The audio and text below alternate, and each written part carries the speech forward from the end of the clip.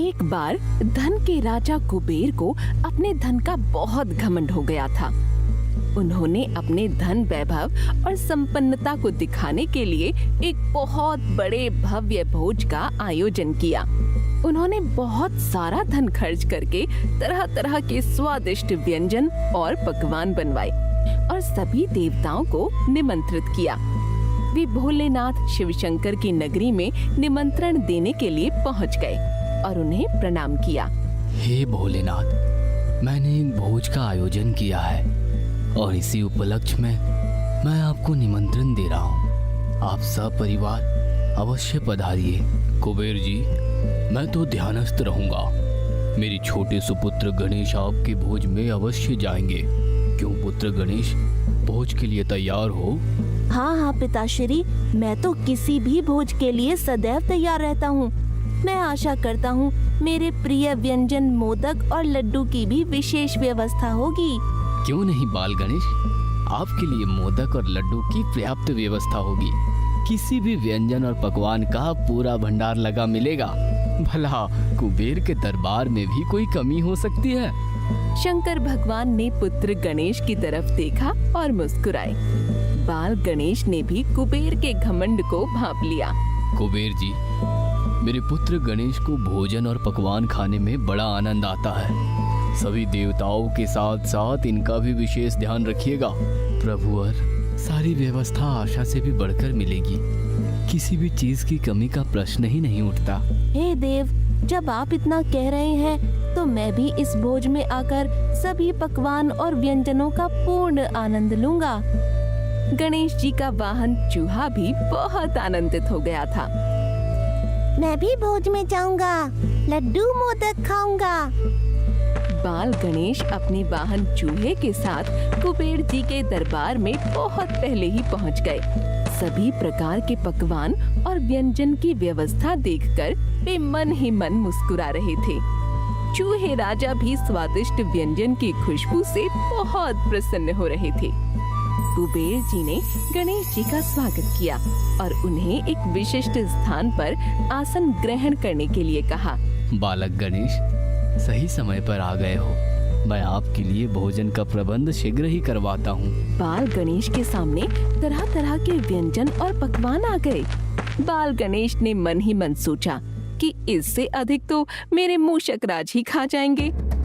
बाल गणेश ने अपने हाथ और सूंड से मोदक, लड्डू और सभी पकवानों को उठाकर अपने मुख के हवाले करना शुरू कर दिया।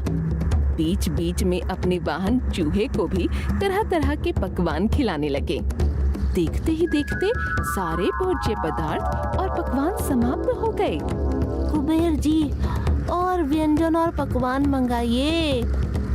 सभी व्यंजन और पकवान आते गए और बाल गणेश उसे झट से चट करते गए।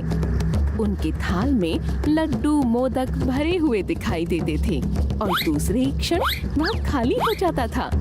सब कुछ आता रहा और गजानन के पेट में जाता रहा।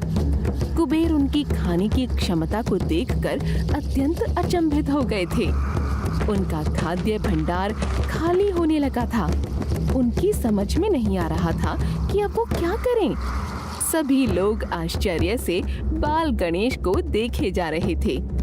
एक समय ऐसा आया जब कुबेर का पूरा खाद्य भंडार खाली हो गया। न कोई लड्डू बचा, न कोई मोदक, न कोई व्यंजन। इधर गणेश जी की भूख शांत होने का नाम ही नहीं ले रही थी। मेरा थाल खाली हो गया है, और लाइए। कुबेर जी और उनके नौकर सभी एक दूसरे का मुंह देख रहे थे, मगर बाल गणेश कहाँ रुकने वाले थे। उन्होंने जब देखा कि कोई भी खाद्य सामग्री उनके थाल में नहीं आ रही है, तब उनका ध्यान आसपास की रखी वस्तुओं पर गया। वे अपनी सूंड को लंबी करके उन वस्तुओं को खाने लगे। कुबेर जी ने अपना सर पकड़ लिया।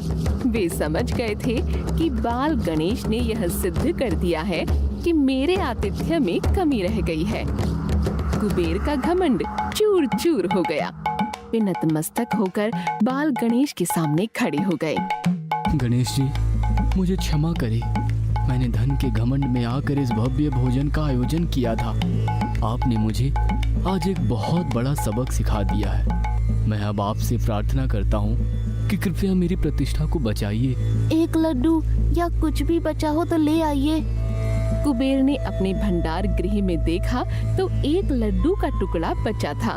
उन्होंने उसे लाकर बाल गणेश की थाल में रख दिया। बाल गणेश ने उसे उठाकर खाया और अपने पेट पर हाथ फेरते हुए तृप्त होने का इशारा किया। उन्होंने ऊपर सूंड उठाकर हिलाई और उनके चमत्कार से भंडार गृह में फिर से सभी व्यंजन और पकवान सज गए। कुबेर जी ने सर झुकाकर उनके सामने दोनों हाथ जोड़ लिए। इस तरह से बाल गणेश ने धन के राजा कुबेर का घमंड चूर चूर कर दिया। सीख, हमें कभी भी घमंड नहीं करना चाहिए।